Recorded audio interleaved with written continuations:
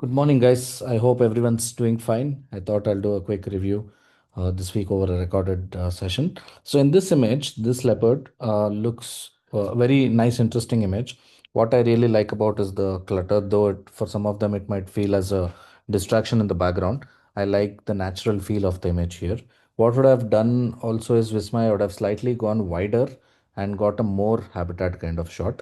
While post processing, I would have slightly cut down the uh, magentas. So if you look, I can see a bit of magentas on the leopard's face. I would have cut that out, and I would also lifted the shadows up.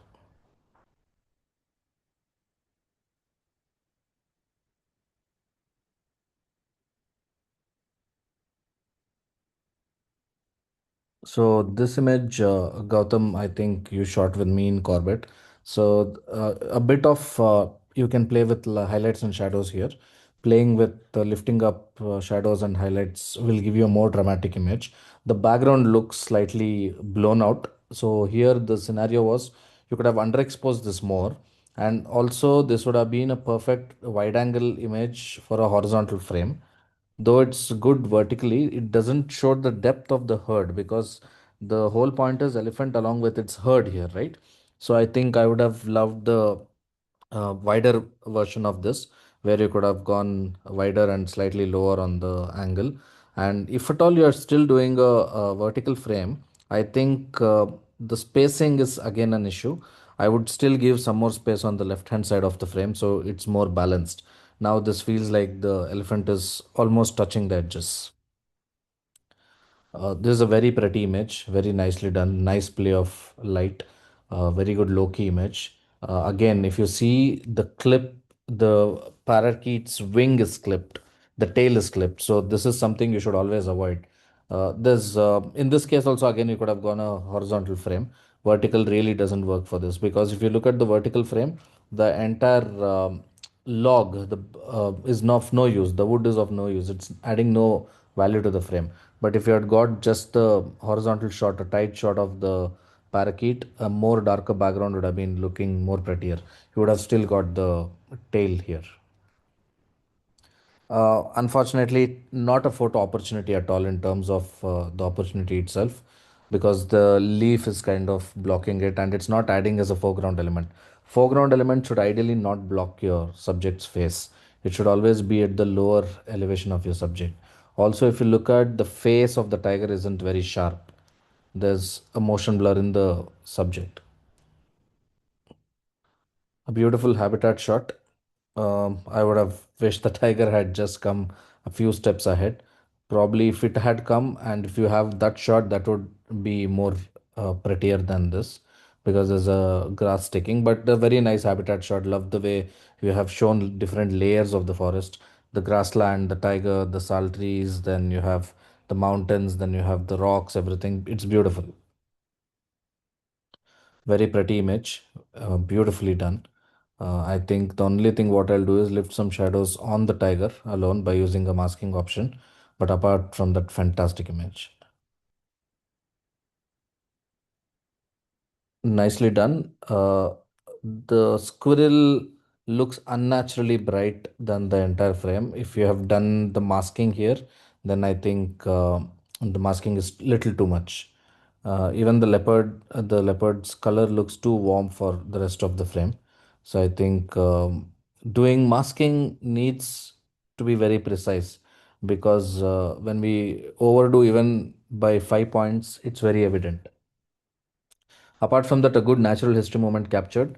I would have given more space to the right of the frame to show the more action of where the direction is going towards.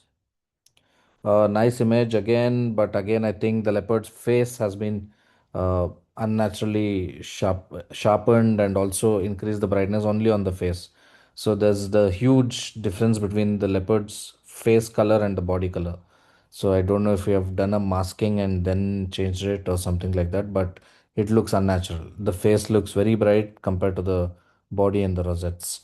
Composition wise, good, nice composition and everything. Also, I see some grains which can be recovered easily by using denoise option in your editing softwares. Good shot. trying to capture it in motion, but the only thing here is the shutter speed is slow. That's why you see the lack of the slight motion blur at the edges. Also, the focus hasn't fallen on the face, it's more on the belly. And here, in this kind of scenarios, when you have a darker background like this, you need to go underexpose. So, what happens because you have not underexposed here, the bird also gets blown out, the background gets even more blown out, right? So, what you could ideally do is slightly underexpose and then lift up the shadows later.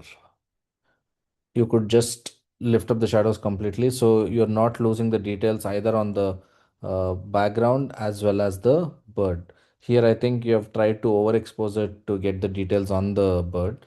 So unfortunately what happens is because it's already a darker bird, the background is pretty brighter. It feels like you're getting a silhouette if you don't overexpose, but overexposing also means that you're losing details on the background. And I think the background has been blurred using some software. I wouldn't recommend that. It would have been looking more prettier if it was natural.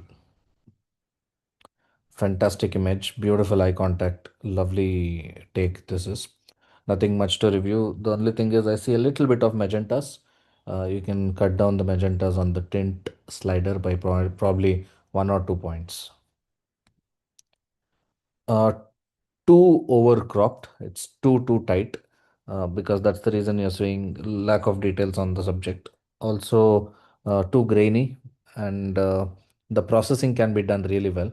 I see the colors are being washed out. I don't know if you tried reducing the blues or something in the frame, but can be processed really better.